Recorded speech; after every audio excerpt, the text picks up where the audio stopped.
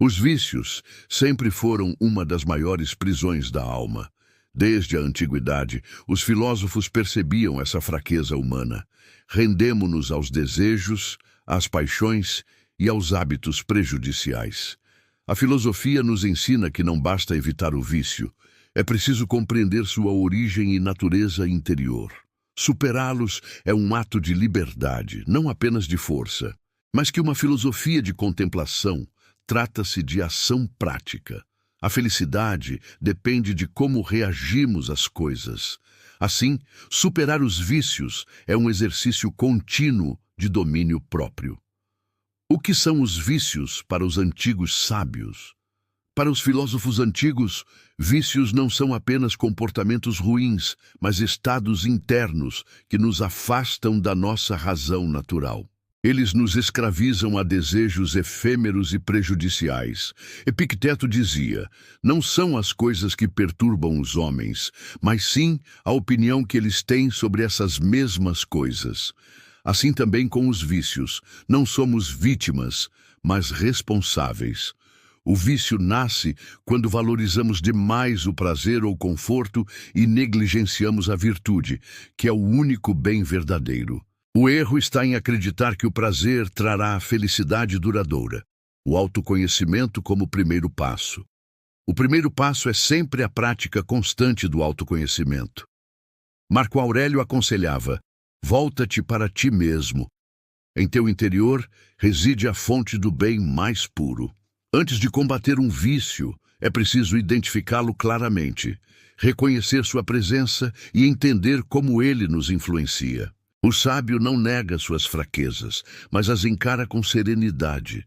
Pergunte-se: que hábitos me afastam da minha melhor versão? E, quando sou escravo de impulsos e não senhor da razão? Essas perguntas abrem a porta para a verdadeira transformação. O que depende e o que não depende de nós. Outro ensinamento fundamental é a dicotomia do controle. Epicteto nos lembra: há coisas que dependem de nós e outras que não dependem de nós de forma alguma. Superar os vícios está totalmente sob o nosso poder. Desejo desordenado, busca de prazer, procrastinação, ira, todos são aspectos internos que podemos regular e dominar. O sábio não se vitimiza, não culpa fatores externos, assume plena responsabilidade pelo próprio caráter. Essa é a base para a superação de qualquer vício ou fraqueza. Disciplina e prática cotidiana são essenciais. Superar vícios não é um evento, mas um processo contínuo. Os antigos acreditavam no poder da repetição diária.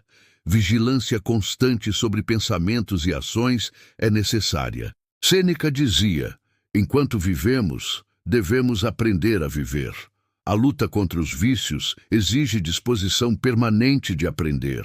Não se vence de uma vez, mas com pequenas vitórias diárias. Por isso, a disciplina é um dos pilares fundamentais. Criar hábitos virtuosos que substituam os hábitos nocivos, cultivar paciência, temperança e fortaleza todos os dias. Ao resistir a um impulso hoje, fortalece-se para amanhã. Cada pequena vitória fortalece a alma para desafios maiores. A razão deve sempre ser a guia principal. Para a filosofia antiga, somos, acima de tudo, seres racionais. Os vícios expressam o domínio das paixões sobre a razão. Superá-los é restabelecer a hierarquia natural da alma. A razão deve guiar, e as paixões devem servir à virtude. Por isso, a reflexão constante é uma ferramenta poderosa. Meditar diariamente sobre o bem e a virtude fortalece a mente.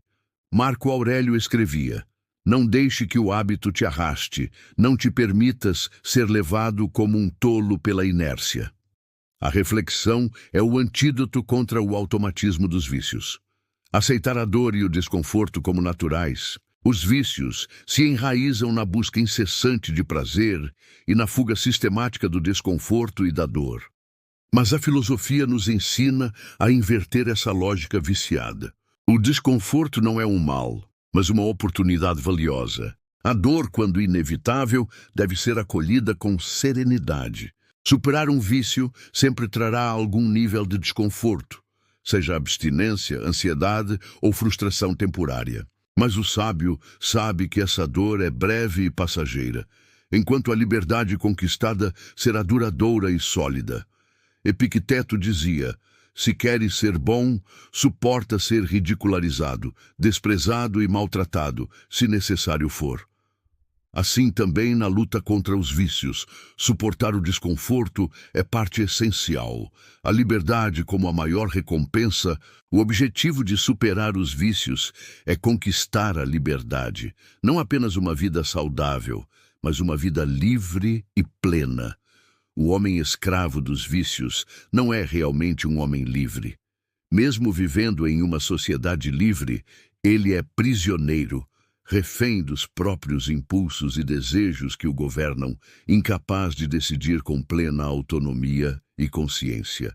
A verdadeira liberdade não é fazer tudo o que quer, mas querer apenas aquilo que a razão aprova como certo.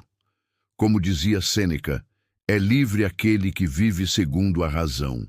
Superar os vícios é, portanto, um ato supremo de libertação, um retorno à nossa verdadeira natureza racional e virtuosa, a virtude como o bem supremo e verdadeiro. Por fim, a filosofia nos ensina que a virtude é o único bem. Tudo mais, riqueza, prazer, fama, são indiferentes, efêmeros ou até mesmo perigosos, se nos afastam da verdadeira virtude. Ao superar os vícios, não evitamos apenas males passageiros, nos aproximamos do bem maior, a excelência moral. A vida virtuosa e a eudaimonia, a felicidade plena e real, nasce da harmonia entre razão e ação, do domínio consciente sobre si mesmo e seus impulsos, e da serenidade de viver em consonância com a natureza. Se este conteúdo te fez refletir sobre os vícios que te prendem ou sobre o poder que você tem para mudar a sua vida, então agora é a hora de agir, com constância e propósito. Curta este vídeo, inscreva-se no canal e compartilhe com quem precisa vencer uma batalha pessoal. Agora me conta, qual vício você está determinado a superar? Deixe nos comentários e afirme o seu compromisso pessoal. Lembre-se, você não está sozinho nesta jornada difícil. Todos estamos lutando contra algo, e todos podemos vencer com disciplina e razão fortalecidas. Como disse Epicteto, nenhum homem é livre, se não for antes o senhor absoluto de si mesmo. Escolha o caminho da virtude e supere os vícios com coragem. Até a próxima reflexão.